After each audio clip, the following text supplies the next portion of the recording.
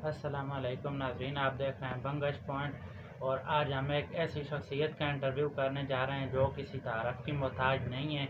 हमारी मुराद वकील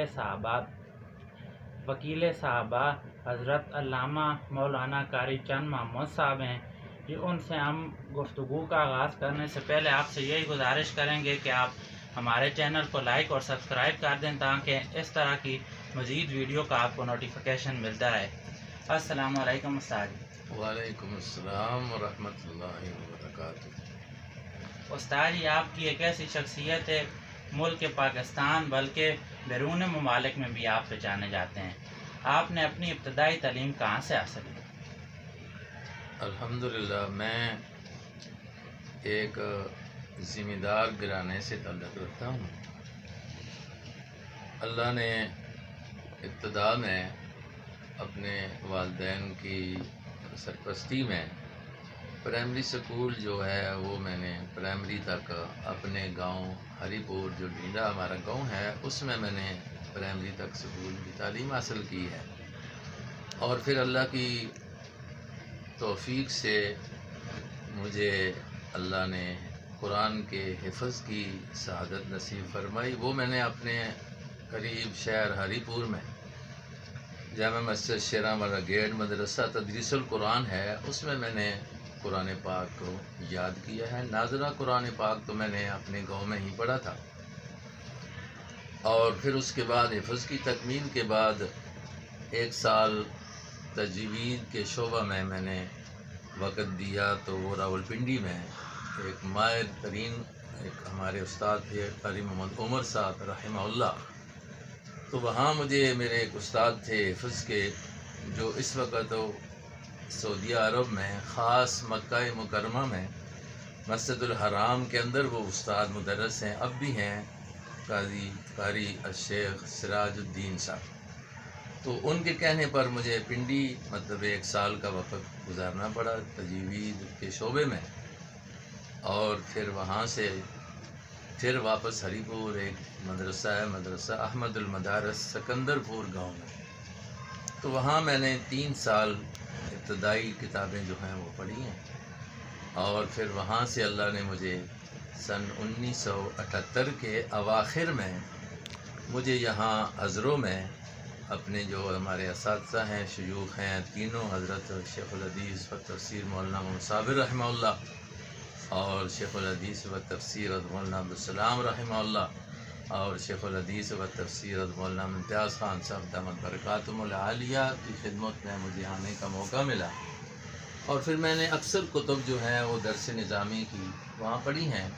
और 1 साल जो दर्जा मौक़ूफ़न अलैह होता है, मिशकात शरीफ वगैरह, वो मैंने कराची में हज़रत मौलाना सलीमुल्लाह ख़ान साहब के मदरसे में और उनसे मिशकात का दर्स लिया है। और फिर दौरा हदीस मैंने यहाँ ही पढ़ा। इसी इसना में मैंने मैट्रिक का मतलब 10वीं का भी इम्तिहान पास किया। और फिर 1992 में मैंने अपने पेशावर यूनिवर्सिटी से ये मतलब है कि होता है डिग्री इसकी एम.ए. इस्लामियात की मैंने वहाँ से फिर हासिल की है। और इसके साथ साथ मतलब ये है कि जो शोबा है तदरीस फिर शुरू हुआ, तो वो 1984 में जब फरागत हुई दरस निज़ामी से वफ़ाक़ुल मदारिस अल अरबिया पाकिस्तान का इम्तिहान देकर जामे अरबिया इशातुल कुरान से, तो ये शोबा तदरीस में 1994 से मैं मुंसलिक हूँ। और अल्हम्दुलिल्लाह आज भी आगे खुदा जाने इसी शोबे के साथ ताल्लुक़ है। आपकी इलाका छछ में काफ़ी दीनी खदमात हैं। मैं यह जानना चाहता हूँ कि आपके शागिर्द कहाँ कहाँ तक फैले हुए हैं और क्या वो आपकी तर्ज पर ही कुरान की दीनी खदमात आवाम के लिए पेश कर रहे हैं? इलाका छछ में 1978 के अवाखिर में जामे अरबिया इशातुल कुरान में दाखिला हुआ। और फिर इसी ज़मन के अंदर अब तकरीबन 1979 के आखिर में सन 1980 वाला साल जो है वो मेरा हमीद में गुज़रा। उस साल हमारा ये काफ़िया वग़ैरह हम पढ़ते थे और यहाँ जो नाज़रा की क्लास थी वो हमीद बड़ी मस्जिद जिसको कहते हैं, इसमें ایک ساتھی کے جگہ پر مجھے آنا پڑا اور پھر وہ مجبوراً یہاں سال گزارنا پڑا. تو پھر ساتھ ساتھ یہ سلسلہ 1 سال تک رہا اور پھر اس کو چھوڑ کر پھر مدرسہ میں اشاعت القرآن میں اور پھر بادر خان میں 1 سال اسی طرح گزارنے کا موقع ملا. ان 2 سالوں میں بچوں نے الحمدللہ جو قرآن کریم ناظرہ ہے، قاعدہ ہے، یا ابتدائی جو تعلیم ہوتی ہے بادر خان میں بھی اور حمید گاؤں میں بھی، یہ اللہ نے کام لیا ہے. آج وہ جو بچے ہیں وہ بچوں والے ہیں اور عمر میں ہم سے بھی بڑے لگتے ہیں. الحمدللہ ان میں سے بہت سارے ایسے نوجوان بھی ہیں کہ جنہوں نے پھر آگے درس نظامی پڑھا، قرآن حفظ یاد کیا، اور کئی ساتھی ان مطلب جنہوں نے شروع میں ناظرہ پڑھا تھا وہ اس وقت بھی دین کے ایک اہم شعبوں میں کام کر رہے ہیں. یہ اللہ کا شکر ہے. اور اس کے بعد جن 1984 میں جب فراغت ہوئی، اسی ضمن میں 1983 کے اندر پھر مجھے یہاں حمید میں دوبارہ تقرری ہوئی استادوں کے مشورے سے اور حمید والے حضرات کے خواہش پر جو حضرات گئے اور پھر مجھے یہاں آنا پڑ گیا. تو تقریباً 26-27 سال پھر یہاں ہی الحمدللہ ایک کام ہوتا رہا اور ساتھ ساتھ تدریس جو کتابی ہے، یہاں سے بچوں کو حفظ یا ناظری کی کلاس سے فراغت کرنے کے بعد جمعے کی خدمات کے ساتھ ساتھ امامت کے اور پھر مدرسہ جامعہ عربیہ اشاعت القرآن کے اندر درس نظامی کا جو سلسلہ تھا وہ جاری رہا. اس ضمن میں اللہ نے بہت سارے ایسے ساتھی ہیں کہ جنہوں نے ہم سے کچھ پڑھا ہے، کچھ سیکھا ہے.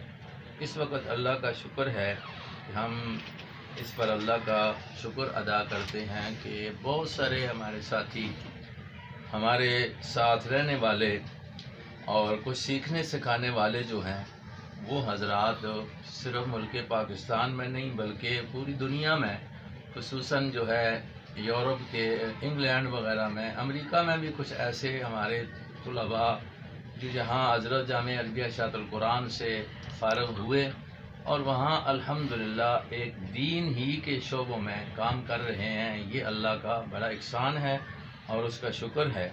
اس ضمن میں مطلب اللہ پاک نے یہ بھی ہوا کہ 2 دفعہ میری تقرری سکول میں بھی ہوئی، 1 دفعہ یہاں ہائی سکول حمید میں. یہاں 3-4 مہینے کے بعد پھر مجھے استادوں کے کہنے کے مطابق یہاں استعفیٰ دینا پڑا اور چھوڑ کر پھر دینی علوم ہیں انہی کے ساتھ وابستگی رکھنے کی اساتذہ کی تاکید تھی. تو اسی طریقے سے 1 دفعہ ہری پور میں ایک سکول میں تقرری ہو گئی، وہاں بھی استادوں کو پتہ چلا تو وہاں بھی چھوڑنا پڑا. تو یہ اللہ کا احسان ہے کہ مدرسے کے ساتھ ایک شروع سے تعلق رہا ہے. ایک ذمہ دار خاندان سے نکال کر اللہ نے مسجد اور مدرسے میں بٹھا دیا ہے اور اس کے فوائد جو ہیں پوری دنیا میں نظر آتے ہیں کہ بہت سارے لوگوں کو اس سے فائدہ ہوا. اللہ آئندہ بھی اسی پر ہمیں استقامت کے ساتھ رہنے کی توفیق نصیب فرمائے. آپ ملک کے امن و امان کے لیے کتنے کوشاں رہتے ہیں؟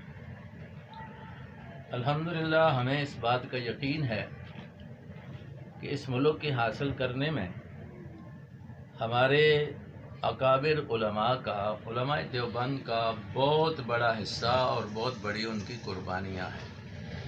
اس لیے ہم اس کو اپنا ملک سمجھتے ہیں اور اپنا گھر سمجھتے ہیں اور اپنے گھر کی حفاظت کرنا بھی فرض ہوتا ہے اور اس کو ہم اپنا فرض سمجھتے ہیں.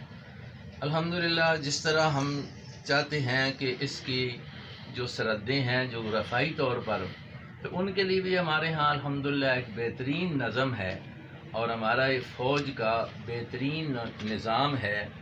اللہ ہماری فوج کی حفاظت فرمائے اور اس کی قوتوں میں، صلاحیتوں میں اللہ اور جو ہے وہ مزید ترقیاں نصیب فرمائے. تو اس کے ساتھ ساتھ ہم ان کے شانہ بشانہ ہر وقت کہ یار اس ملک کو امن ملے، دشمن کسی طریقے سے بھی دشمن اس کو نقصان دینا چاہے تو ہم چاہتے ہیں کہ ہم سے جو بھی خدمت ہو سکے ملک کی وہ کریں اور اس کو ہم اپنا فریضہ سمجھتے ہیں. اسی طریقے سے اس کے جو یہ اندرونی معاملات ہیں اور خاص کر جس مقصد کے لیے اس ملک کو حاصل کیا گیا، وہ ہے کلمہ. شروع میں نعرہ یہ لگا تھا کہ پاکستان کا مطلب کیا، لا الہ الا اللہ. اس نعرے پر علماء کرام نے محمد علی جناح صاحب کا ساتھ دیا اور اللہ نے یہ ملک کا وجود دیا ہے. تو ہم تو ہمیشہ اس میں اسی کوشش میں رہتے ہیں، علماء ہوں، دینی لوگ ہوں، ہر فرد جو اس پاکستان کو، اس ملک کو اپنا ملک سمجھتا ہے، تو وہ یہ جس نظریے پر یہ قائم ہوا ہے اس نظریے کو قائم کیا جائے تو انشاءاللہ اس کا امن بھی ہوگا، اور اس میں اللہ نے جو ہر اچھائی رکھی ہے اس سے عوام الناس کو فائدہ ہوگا. تو ہم چاہتے ہیں کہ اس ملک کی بدامنی جو ہے وہ ختم ہو، اور اس کے لیے جتنے بھی ادارے ہیں ان سب کا ایک نظریے پر اتفاق ہونا ضروری ہے. تو ہمارے علماء اور ہم خود آپ اس بات کے بالکل حامی ہیں، اور اس کے لیے ہمیشہ کوشاں ہیں کہ ملک میں امن ہو، ملک کے رہنے والوں کو ہر اچھائی جو ہے وہ نصیب ہو.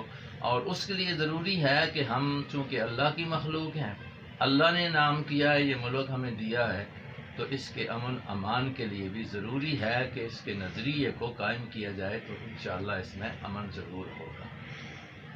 جیسا کہ آپ ہر جگہ رب کی توحید کی اذان دیتے ہیں، تو یہ ہمیں بتا دیں اور ہمارے ناظرین کو کہ شرک کیا ہے اور اس سے کیسے بچا جا سکتا ہے.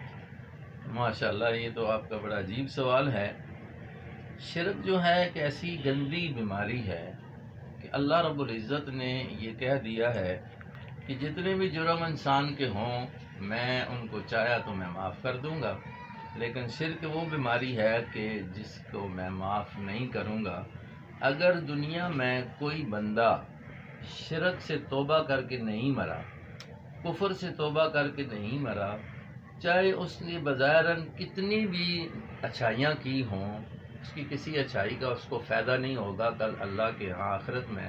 یہ ایک برائی ہے اور یہ اللہ کی بغاوت ہے. شرک یہ ہے کہ اللہ کی ایک تو ذات ہے، ذات میں تو کوئی بھی نہیں کہتا کہ اللہ کا فلاں شریک ہے، کہ جس طرح اللہ ہے اس طرح فلاں بھی ہے. لیکن جو شرک پھیلا ہے وہ اس نظریے سے پھیلا ہے کہ اللہ کی جو صفات مختصہ ہیں ان صفات مختصہ میں مخلوق کے کسی فرد کو شریک مان لیا جائے. جس طرح یہ ہے کہ ہر وقت جاننا، ہر چیز کو جاننا، یہ صرف اللہ کی صفت خاصہ ہے. اب یہ صفت کسی مخلوق کے اندر کسی انداز سے مان لینا، آگے چاہے فرق یہ ذاتی کا، عطائی کا، یہ ایک محض ایک بہانہ ہے. یہ ایسی صفت کسی میں کسی صورت میں بھی مانی جائے تو اس کو شرک کہتے ہیں، اور شرک اللہ کی سب سے بڑی بغاوت ہے. شریک جس طرح دنیا میں قرآن نے کئی مثالیں دی ہیں. آسان سی مثال یہ ہے کہ دیکھیں، ہمارا ایک خاوند اور بیوی کا تعلق ہوتا ہے انسانوں کا آپس میں. اب بیوی کے ساتھ ایک انسان کا جو تعلق ہے، جو رشتہ ہے، جو معاملہ ہے، جو محبت ہے بیوی اور خاوند کی، اب غیرت مند خاوند جو ہے وہ اس بیوی کے اس معاملے میں کسی بھائی کو بھی شریک ہونا برداشت نہیں کر سکتا. اسی طریقے سے حدیث میں آتا ہے کہ اللہ سے بڑا غیرتی کون ہے؟ اگر ایک انسان جس کو اللہ کی طرف سے غیرت عطا کی گئی ہے وہ اپنے ان معاملات میں سکے بھائی کو بھی، کسی خاص دوست کو بھی نہیں برداشت کر سکتا، تو حدیث میں آتا ہے کہ اللہ سے بڑا غیرتی کوئی نہیں ہے. تو یہ ایک غیرت کا مسئلہ ہے کہ اللہ کی کسی صفت میں کسی کو شریک کیا جائے. اس لیے یہ بڑا جرم ہے، اس سے اپنے آپ کو بچانا چاہیے.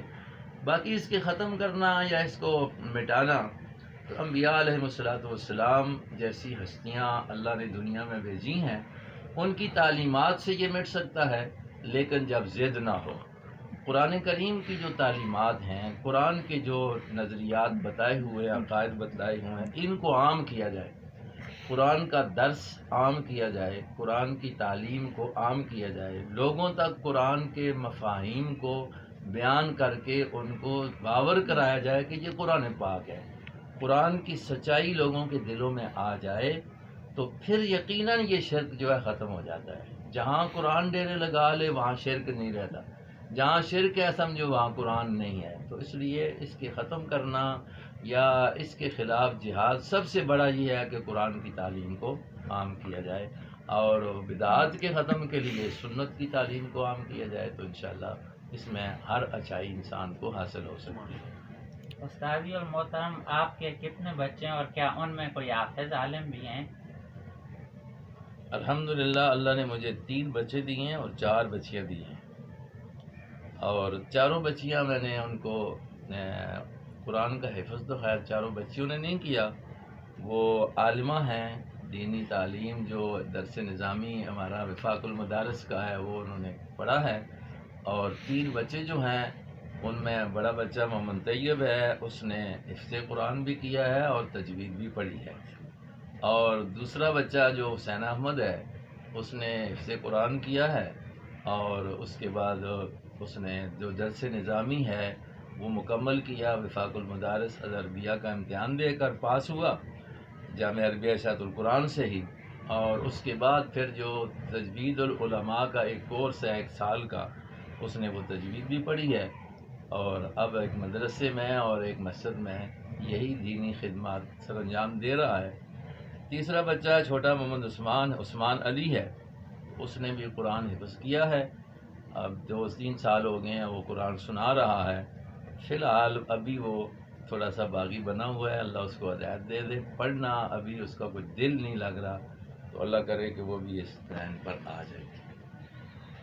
استاذی اور محترم، کیا یہ جو دنیا میں کرونا کے نام سے وبا آئی ہوئی ہے، ایسی وبا کوئی اسلامی ادوار میں آئی ہو اور نبی علیہ السلام نے یا خلفائے راشدین نے یا دیگر اسلامی ادوار میں انہوں نے کوئی احتیاطی تدابیر کی ہو، اور کیا اس میں کوئی اسلامی حل موجود ہے اس کا؟ ایسی وبائیں یہ اللہ کی ناراضگیاں اور انسانیت کی بدعمالیوں کا اثر ہوتی ہیں. قرآن کریم نے اس میں صاف واضح طور پر بیان کیا ہے کہ انسان پر جو بھی کوئی ایسی آفات آتی ہیں تو وہ انسانی اعمال کا بدلہ ہوتی ہیں. تو انسانی کے اندر کوتاہیاں ہیں اس وقت. قرآن و حدیث کی جو تعلیمات ہیں، شریعت کی جو پابندیاں ہمارے اوپر عائد ہیں، ان کی خلاف ورزیاں چھوٹے سے لے کر بڑے تک ہر آدمی کر رہا ہے. تو یہ اللہ کی ایک ناراضگی کی صورت ہوتی ہیں. آپ کا سوال یہ ہے کہ دور نبوی میں اور دور خلفائے راشدین میں، نبی پاک علیہ السلام کے دور میں ایک بات سامنے آتی ہے. ایک تو قحط آیا تھا، حضور نے پھر مشرکین نے خود دعا کی تھی، ان کی بدعمالیوں کی وجہ سے قحط کو اللہ نے پھر حضور کی دعا کی وجہ سے ختم کیا. ایسے ہی ایک موقع پر بخار کی بیماری مدینہ منورہ میں عام ہو گئی. یہ بخاری وغیرہ میں حدیث آتی ہے. تو نبی پاک صلی اللہ علیہ وسلم کے سامنے کچھ لوگوں نے اس کی درخواست کی کہ یا رسول اللہ بیماری ہے، شدید ہے بخار اور اس طرح کی بیماری میں، تو کیا ہونا چاہیے؟ تو آپ علیہ والسلام نے بد دعا اس موقع پر اس طرح فرمائی اور ساتھ دعا کی کہ یا اللہ مدینہ منورہ کو اس قسم کی وباؤں سے محفوظ فرما، اور اس وبا کو اللہ مقام جحفہ پر لے جا. اس وقت مقام جحفہ پر یہودی آبادی تھی. تو گویا یہ ہے کہ یہ یا اللہ جو اللہ تیرا ایک عذاب کی صورت ہے، اس سے ایمان والوں کو تو محفوظ فرما لے، اور جو یہودی تیرے باغی ہیں یا اللہ ان پر لے جا. آج ہمارے اوپر یہ بھی ایک کرونا کی جو بیماری ہے، بیماریاں تو اور بھی ہیں اور جتنی ہیں وہ اللہ کی طرف سے ہوتی ہیں، اور ان سے شفا بھی اللہ ہی دیتے ہیں، اختیار اللہ کا ہے. جس طرح وہ بیماری لاتا ہے. ہمارے کچھ لوگ سیاستدان کے جو ترقی کا نام لے کر پچھلے دنوں میں یہ عام خبریں چلایا کرتے تھے آپ جیسے لوگ کہ اب جی ہمارے ملک نے بلکہ دنیا والوں نے، ڈاکٹروں نے، سائنسدانوں نے ہر بیماری کا علاج جو ہے وہ تلاش کر لیا ہے. یہ ایک بہت بڑی ڈھینگ ہے. مجھے تو یہ نظر آتا ہے کہ شاید یہ اسی کے لیے اللہ نے کیا ہو کہ کر لیا ہے تو دیکھ لو پھر. اس لیے حضور کا فرمان تو موجود ہے کہ لِكُلِّ دَاءٍ دَوَاءٌ، ہر بیماری کے لیے اللہ نے دوا رکھی ہے، ہر بیماری کے لیے، کیونکہ بیماری اس کی طرف سے ہے. اور قرآن نے ہمیں بتایا ہے کہ حضرت ابراہیم علیہ السلام جیسا انسان بھی کہتا ہے اذا مرضت فہو یشفین، میں بیمار ہوں تو شفا جو ہے وہ صرف اللہ کے اختیار میں ہے۔ جب نبی کی شفا بھی اللہ کے اختیار میں ہے تو ہر انسان کی ہے، تو بیماری اللہ کی طرف سے ہے۔ اب اس کی سب سے بڑی جو بات ہے کہ اس سے بچاؤ جو ہے وہ یہی ہے کہ اللہ کی طرف رجوع کیا جائے، اللہ سے دعا مانگی جائے، اپنی بدعمالیوں کو ترک کر دیا جائے۔ کون ترک کرے؟ سب سے بڑی بات ہوتی ہے ایسی بدعمالیوں کی وجہ سے یہ وبائیں آتی ہیں جس وقت اجتماعی طور پر بڑے لوگوں میں جو رہنما قسم کے ہوتے ہیں ان میں یہ برائیاں آ جاتی ہیں، تو پھر اس کے ساتھ وہ جیسے مثال مشہور ہے کہ سکی نال پھر سنی بھی سڑ بندی ہے۔ تو یہ معاملہ تو اس طرح ہے کہ آج تو برائیاں جو ہو رہی ہیں، قرآن و سنت کے قوانین سے جو بغاوت ہو رہی ہے، یقیناً نظر یہ آتا ہے کہ یہ اسی کی سزا ہے۔ ہم تو دعا ہی کر سکتے ہیں کہ اللہ تبارک و تعالیٰ ایسی وباؤں سے تمام مسلمانوں کو محفوظ فرمائے، اور اللہ ہماری جو کوتاہیاں ہیں اللہ ان کو معاف کر دے۔ یہ اصل اس کا حل یہ ہے کہ رجوع الی اللہ کیا جائے، اور انشاءاللہ پھر یہ اللہ تعالیٰ آپ اس کو اٹھا سکتے ہیں۔ آپ نوجوان نسل کو اپنا کوئی پیغام دینا چاہیں؟ نوجوان نسل کو پیغام الحمدللہ ہم 1982-83 سے ہر جمعے میں اور ہر درس قرآن میں یہ اللہ نے سلسلہ دیا ہے، ہم یہی دیتے ہیں کہ اپنے آپ کو قرآنی تعلیمات کے ساتھ وابستہ کر لو۔ اس میں دنیا کی بھی کامیابیاں ہیں اور آخرت کی بھی کامیابیاں ہیں، اور سنت اپنی عملی زندگی جو ہے اس میں سنت رسول کو اپنا لو۔